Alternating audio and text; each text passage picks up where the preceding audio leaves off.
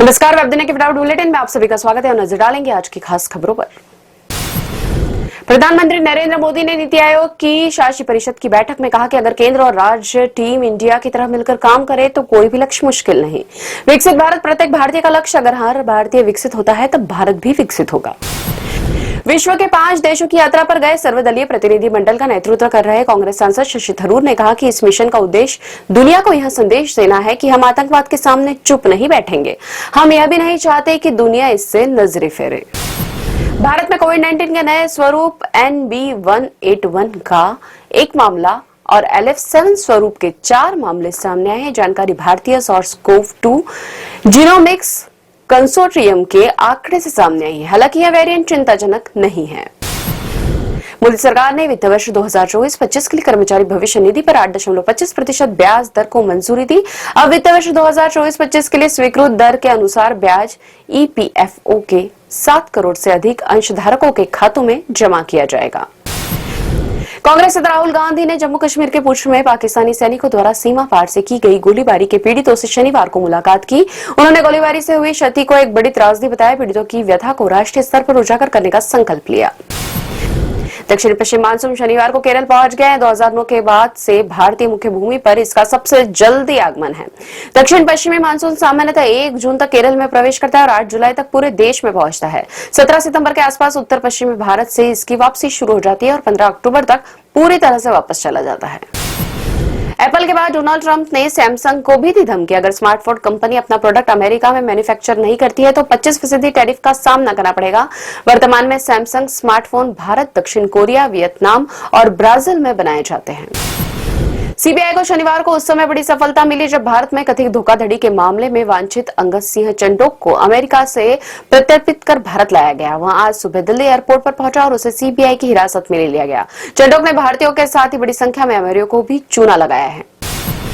NCP SP की नेता सुप्रिया सुले ने कहा कि वह दुनिया भर के नेताओं को आतंकवाद और उसके समर्थकों से लड़ने के भारत के दृढ़ संकल्प से अवगत कराएगी। सुले ने कहा कि ऑपरेशन सिंदूर के मुद्दे पर राजनीति के लिए कोई जगह नहीं है।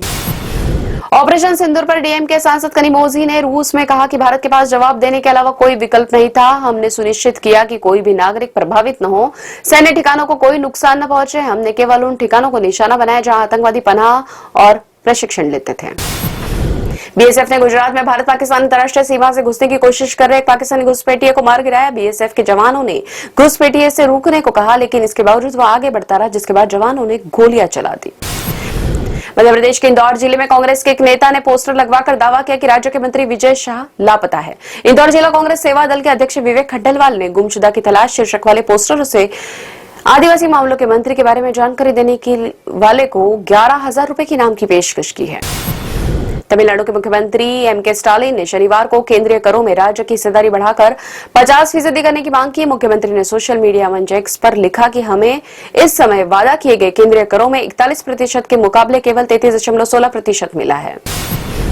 असम के मुख्यमंत्री हिमंत विश्व शर्मा ने कहा कि राज्य में पाकिस्तान समर्थकों के खिलाफ जारी कार्रवाई के तहत 3 और लोगों को गिरफ्तार किया गया है। शर्मा ने कहा कि नलबाड़ी, दक्षिण सलमारा और कामपुर जिले में एक व्यक्ति को गिरफ्तार किया गया है। यूपी के बरेली जिले में सोशल मीडिया पर देश विरोधी पोस्ट डालने के आरोप में शनिवार को 2 युवकों को पुलिस ने गिरफ्तार किया। बेथरी चैनपुर थाना के एसएचओ अभिषेक कुमार ने बताया कि सोशल मीडिया प्लेटफॉर्म इंस्टाग्राम पर पाकिस्तान जिंदाबाद लिखने और जीप काटने की धमकी देने के आरोप में इरफान शाह और वाजिद शाह नामक व्यक्तियों को गिरफ्तार किया गया। दिल्ली के लाहौरी गेट इलाके में एक घर में आग लग जाने से 13 वर्षीय लड़के सहित 3 लोग झुलसे। दिल्ली अग्निशमन सेवा के एक अधिकारी ने ये बात बताई। 13 वर्षीय अनस 50% झुलस गया, जबकि 18 वर्षीय नबी अहमद 45% और 30 वर्षीय शाहनवाज 40% तक जल गए। शुभमन गिल को भारत का नया टेस्ट कप्तान नियुक्त किया गया, जबकि ऋषभ पंत को इंग्लैंड में 5 मैचों की श्रृंखला के लिए उप कप्तान बनाया गया। युवा बल्लेबाज बी साई सुदर्शन को पहली बार टेस्ट टीम में शामिल किया गया। करुण नायर की 7 साल के बाद राष्ट्रीय टीम में वापसी। तेज गेंदबाज मोहम्मद शमी टीम से बाहर।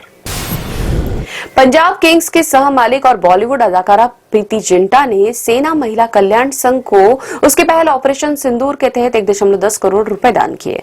पंजाब किंग्स ने कहा कि इस दान का उद्देश्य वीर नारियों को सशक्त बनाना और उनके बच्चों की शिक्षा में सहयोग करना है।